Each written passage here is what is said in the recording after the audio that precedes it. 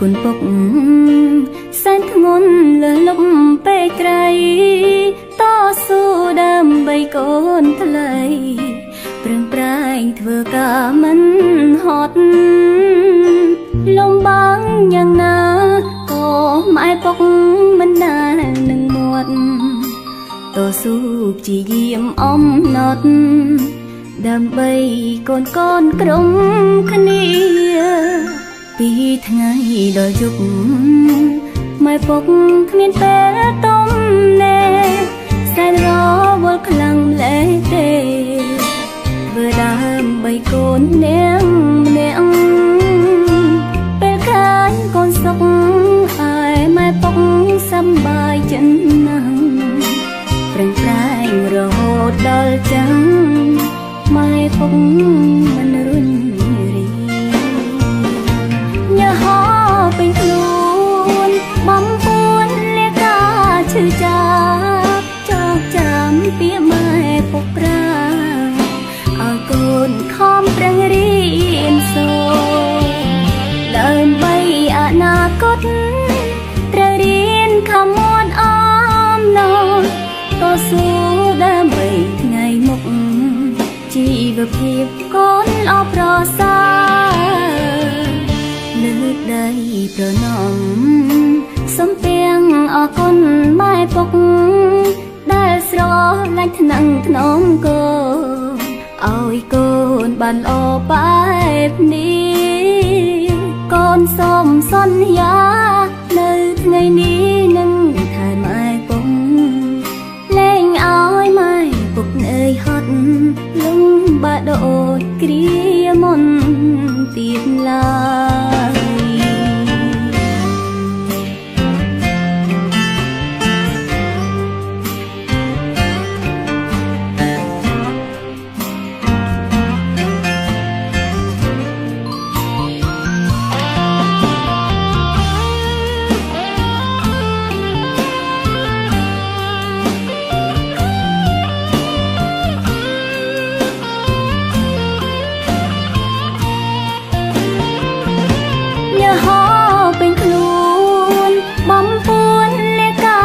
ឈឺចាប់ចងចាំពាក្យម៉ែពុកប្រាឲ្យកូនខំប្រឹងរៀនសូត្រដើម្បីអនាគតត្រូវរៀនខំមាត់អមណោតស៊ូដើម្បីថ្ងៃមុខជីវភាពកូនល្អប្រសើរលើកដៃប្រណម្យសំពាំងអរគុណម៉ែពុកដែលស្រឡាញ់ថ្នាំងថ្នមកូនឲ្យកូនបានល្អបែបនេះកូនសូមសន្យានៅថ្ងៃនេះនឹងថែម៉ែពុកលែងឲ្យម៉ែពុកអើយហត់លំបាដូចគ្រាមុនទៀតឡើយ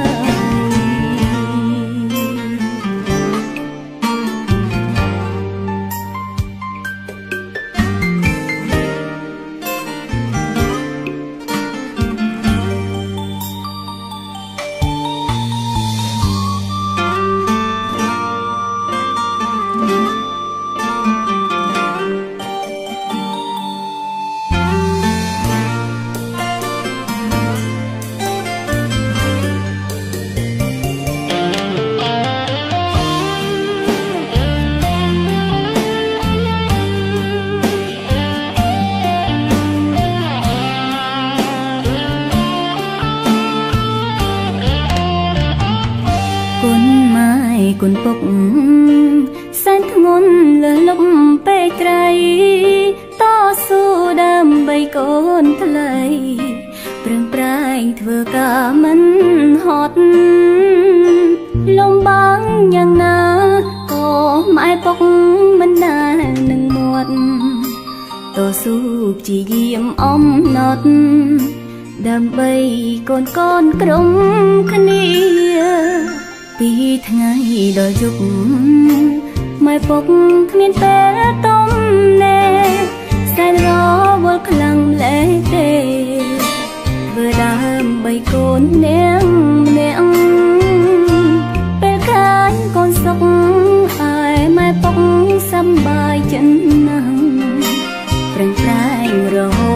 ល់ចឹងម៉ែពុកមិនរុញរីញ៉ាហោពេញខ្លួនបំពួនលាការឈឺចាប់ចោកចាំពាក្យម៉ែពុកប្រាឲ្យកូនខំប្រឹងរៀនសូត្រដើម្បីអនាគតត្រូវរៀនខំមាត់អមណោ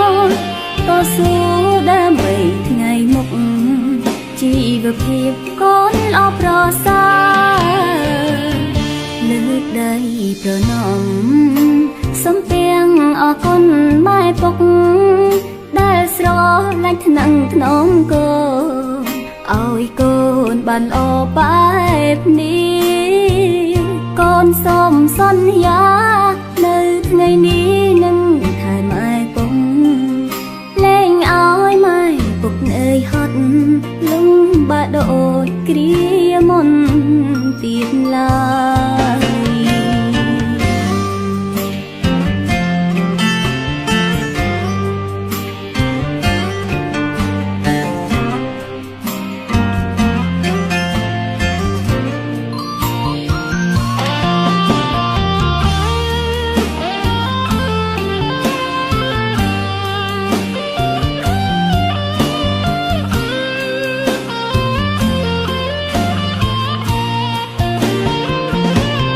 ហោពេញខ្លួនបំពួនលាការឈឺចាប់ចងចាំពាក្យម៉ែពុកប្រាឲ្យកូនខំប្រឹងរៀនសូត្រដើម្បីអនាគតត្រូវរៀនខំមាត់អមណោតស៊ូដើម្បីថ្ងៃមុខជីវភាពកូនល្អប្រសើរលើកដៃប្រណម្យសំពាំងអរគុណម៉ែពុកដែលស្រឡាញ់ថ្នាំងថ្នមកូនឲ្យកូនបានល្អបែបនេះកូនសូមសន្យា